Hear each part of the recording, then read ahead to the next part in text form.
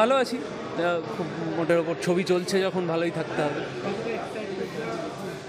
Excited তো definitely. ছবিটা প্রিমিয়ারের দিন খুবই ভালো রেসপন্স পেয়েছে। যারা দেখেছেন বিশিষ্ট জন যারা ইন্ডাস্ট্রি থেকেও এসেছিলেন ওই দিন শো দেখতে, তারা খুবই উচ্ছ্বসিত প্রশংসা করেছে। আমার বিশ্বাস আজকে স্পেশাল স্ক্রিনিংয়েও অনেক স্পেশাল মানুষ আসছে, তো তাদেরও স্পেশালি ভালো লাগবে।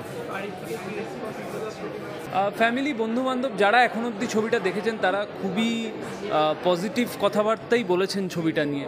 সেটা সবার অভিনয় হোক, গল্পের গুণট হোক, মেকিং হোক, এবং এই সময় দাঁড়িয়ে এরকম একটা গল্প বলা হোক, তো সেটা খুবই ভালো লাগছে যে কাছের মানুষরা যখন সব কাজকে ভালো বলছে।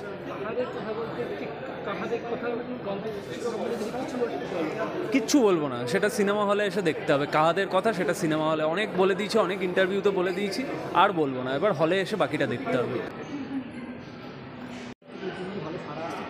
আমার সবথেকে যেটা হচ্ছে যে সুব্রত ও দীর্ঘদিনের আমাদের বাংলা সিনেমার একটা চিফ অ্যাসিস্ট্যান্ট ডিরেক্টর, খুব গোছানো একটি ছেলে সুব্রত। আমার কাছে খুব পরিপাটি।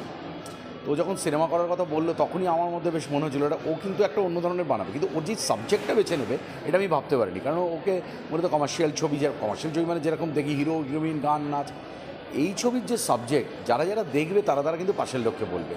কেন আমরা বাঙালি, আমাদের বাঙালি একটা বিরাট জায়গা জুড়ে রয়েছে বই পড়া, বইয়ের মধ্যে দিয়ে বেঁচে থাকা। সেই বই এখন তো হয় বই পড়ুন, বই উপহার দিন, আমরা বলতে থাকি, কিন্তু তাকে নিয়ে এরকম একটা আস্ত ছবি। আর কি অসামান্য অভিনয় করেছে আমাদের যারা অভিনয় করেছে, অমিত আছে, ঋষভ আছে, দীপক হালদার অভিনয় করেছে। আজকে তারই একটা ওরা আনুষ্ঠানিক আবার একটা স্ক্রিনিং করছে, সবাই এসছে। ছবিটা এখনও রটবে মানুষের মুখে মুখে, আমার বিশ্বাস। খুবই ভালো লাগছে, এবং এরকম যে রেসপন্স মানুষের পাওয়া যাচ্ছে, দর্শকদের পাওয়া যাচ্ছে, এটা একটু ভিন্ন ধরনের একটা গল্প। আমি জানি যে এই কথাটাই সবাই বলে, কিন্তু এটা সত্যি, এটার উদ্যোগের পিছনে একটা অন্য কারণও রয়েছে।